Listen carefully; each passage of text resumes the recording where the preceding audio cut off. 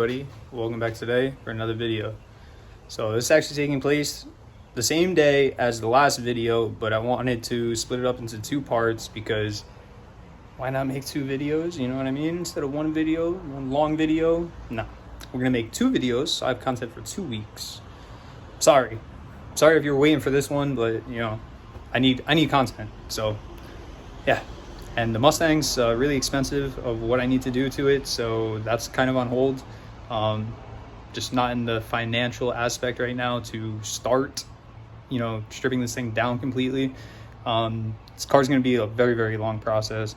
You guys will see, you know, as it starts progressing, but I'm probably not going to touch it till about January, maybe February, so it's kind of just going to be sitting. So most of the stuff's going to be on the Jeep, most of the stuff's going to be maybe on the Subaru. I mean, I don't really have anything to do on the Subaru, but yeah. So today we are changing the A-arm bushings. So if you guys haven't seen my other videos where I talk about what's done to this Jeep has a rough country long arm kit on it with Rusty's off-road springs, but the upper A-arm is an Iron Rock off-road A-arm. It's not a long arm. They don't really make a long arm A-arm. It's kind of weird to say that, but they don't make a long arm A-arm. So you have a normal A-arm, but it has a flex joint. It's adjustable, and the bushings on the frame side are completely shot on mine. It's been on here for about 4 or 5 years, so it's definitely seen some abuse. It's seen mud. It's been flexed. It's been beaten the shit out of. So we need to change those bushings. Luckily, they do use a stock style bushing. It says it right on their website, Iron Rock Off-Road's website. So I bought stock bushings, and I have a press in my garage right here. So I'm going to remove this A-arm. I'll show you guys how to remove the A-arm. And then it's going to be a first for me. I mean, I've pressed in bushings before, and I've pressed out bushings before, but I've never done it on a WJ A-arm. It sure beats spending $350 on a new Iron Rock Off-Road A-arm.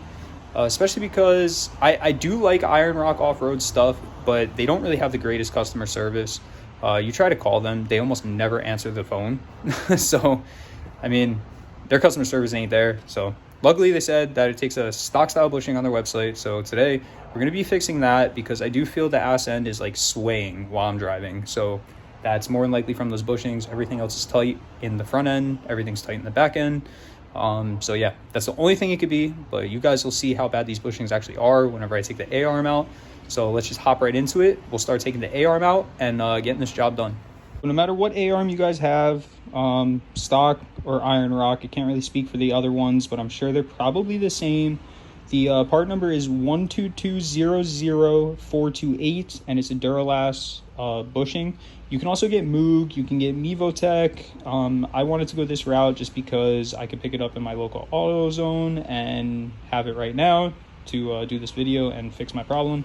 So that's why I went this route. But I mean, honestly, I would try to go, if you could wait, I would try to go with like the Moog bushing or the Mevotech bushing just because they're an upgraded OEM design, so they might last a little bit longer. I have no experience with them, so I can't really tell you. But this is the part you're going to need, and it does come with both sides. It's not just one bushing in there. It comes with both of the sides of the A-arm, and yes, you're supposed to change these in pairs. So yeah, some of them only come with one bushing. So this was $30 for both bushings, so it's not too bad. The only bad part about it is going to be unpressing them, which is, I'm telling you right now, it's going to suck. So let's get this A-arm out, and we'll figure out how we're going to get the bushings out of it. Before you even start doing this repair, okay, and there's a reason why I'm going to tell you to do this, and it's not because you're going to get run over by your Jeep. Take a block of wood, a big block of wood, especially if you're lifted. You want a big block of wood. You want to hold this thing back. My driveway is on a slight incline down, so big block of wood, it's not going to go over the tire's not going to go over it. Put that there, okay? Now, there's a reason for this. Just hold on.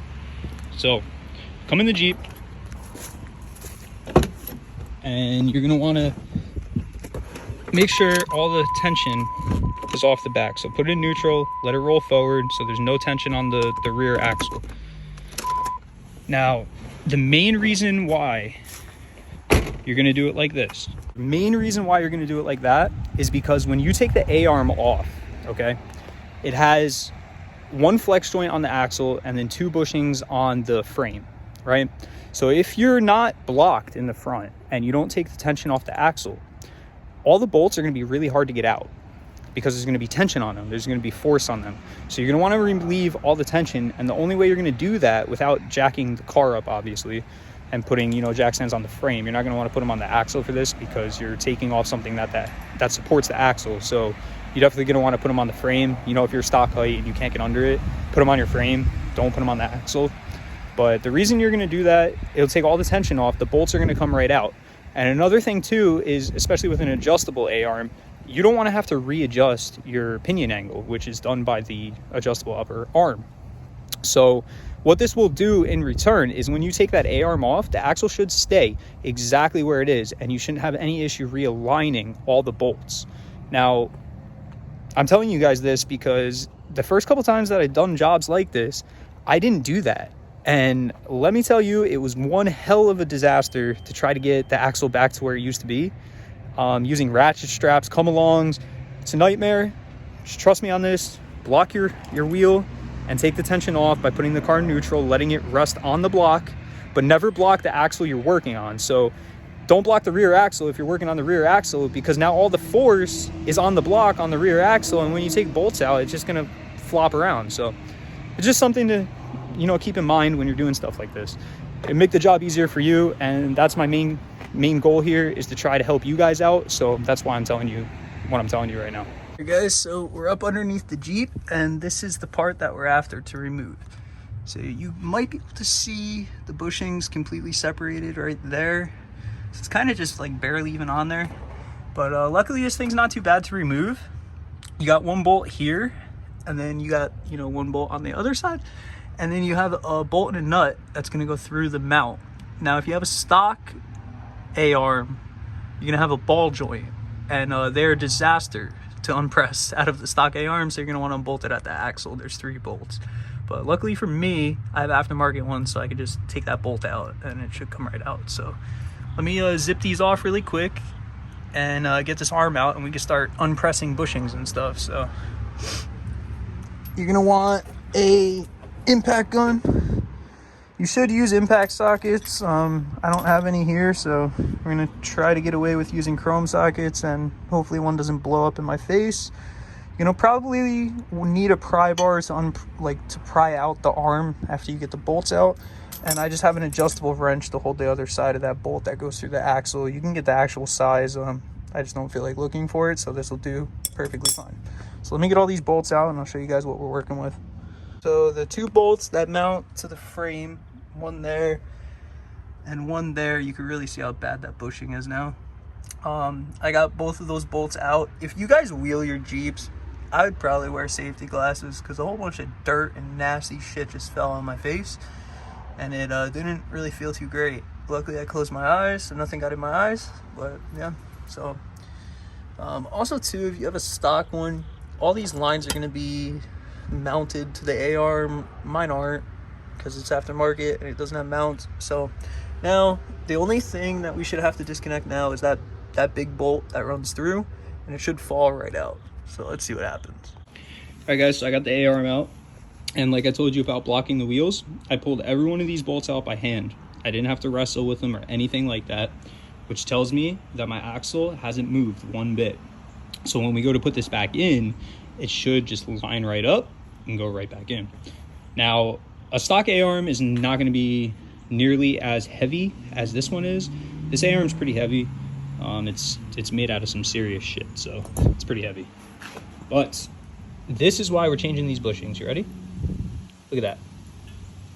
It's literally not even connected. I guarantee you, I could tap that with a hammer, and the middle of that bushing is going to fall out. You know what? We're actually going to try to do that, because it's not connected on either side of the bushing. So that is very bad. Like very, very bad. They probably should have been done a while ago. I didn't really notice they were bad until like recently, so they're really bad though. Like the new ones, you can't even move them. Let's try to smack that out. I'm kind of curious. All right, so here goes nothing. Let's see just how bad these bushings really are. All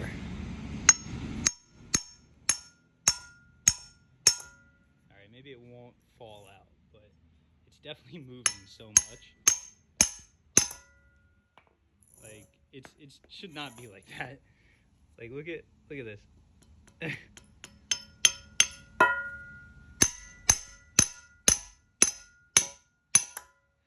All right, so we probably could have gotten a couple more miles out of them. Yeah, right. All right, let's get these things changed. Stop messing around. Let's get this job done. Buster, what are you doing? Come here. Come here, Bubs. What are you doing? Huh? Huh? What are you doing? My hands are nasty, man. You don't want to lick those hands. Hey. Hey. Sit. Sit. Give me a paw. Thank you. Thank you. Come on, give me a paw. Thank you. You look as dirty as me, man. What the hell have you been doing out here? All right, guys. So the key to being successful with this is first setting up your press. You want to get something. I don't know if any of this stuff's going to work. So obviously that's too big. These bushings get pressed out that way. So you're going to might be able to actually press right on this piece, which I'm going to try. But you're going to need something where the bushing can come through out of the bottom of the press. So we're gonna have to figure something out there. I'm gonna try to just press off of that and see what happens. But for the new ones, we're gonna need, obviously they're gonna go in reverse. So we're gonna need like a socket or something that's gonna fit nice and tight around this outer ring, because this is metal. So it'll be, you know, good to press off of. You don't want to press right in the middle on your bushing because you're going to destroy your bushing. So these ones, I don't really care how they come out, but they got to come out. So I'll let you guys know what I'm going to do for that. All right, guys. So I think what my best plan of attack for this, I can't use the press because the arm tries to tip on me and there's no way to support it. So I think my best plan of attack, because you could grab it right here. This is the lip of the bushing right here. I think I'm gonna need an air hammer. I don't have an air compressor here, so I'm probably gonna bring this with me to work tomorrow. And I'm just gonna air hammer these bushings out. And I'll probably bring the new bushings with me to press them in, but I think that's probably the best plan of attack. If I was, you know, considering anything, I think it's gonna be that, because at least with the air hammer, I could like cave this in if I have to get the bushing out. These are not easy to get out. Definitely not easy, but definitely not worth paying $350 for a new arm when it's just the bushing is bad. Everything else is good. You can also rebuild that flex joint too if you guys ever have an issue with flex joints. Most of them are rebuildable, but these are very, very hard to press out. So I think that's what I'm going to do. So I'll more than likely see you guys tomorrow.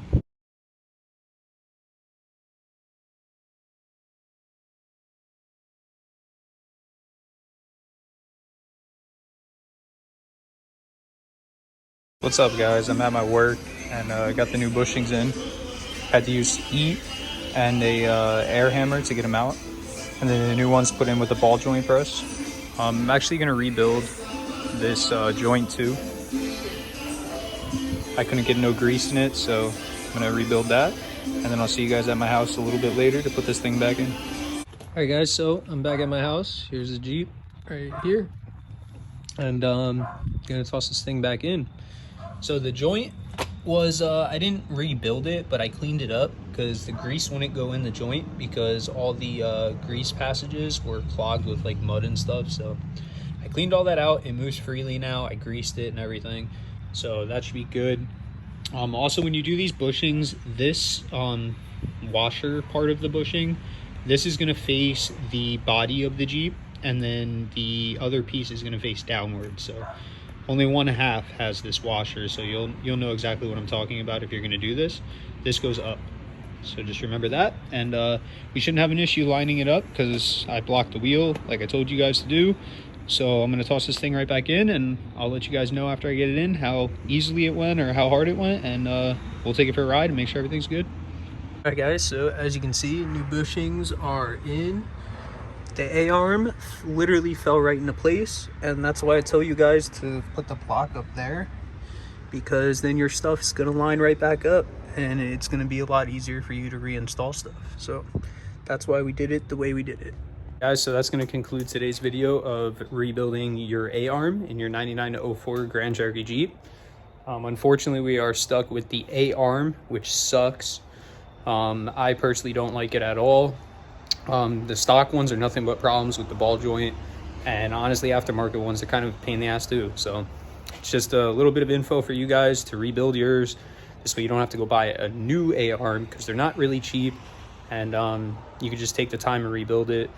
Just know the bushings are a pain in the ass to get out. You need a torch, you need an air hammer. A press ain't gonna work for you. You have no way to hold the arm. There might be other ways to do it. That's just the way that I did it. I used the air hammer after I heated it and shot the bushing out. And then the new ones I put in with the ball joint press. I put them in the freezer beforehand. So this way they would go in a little bit easier. But that's going to conclude today's video. If you guys like what you saw, please drop a like up on this video, comment.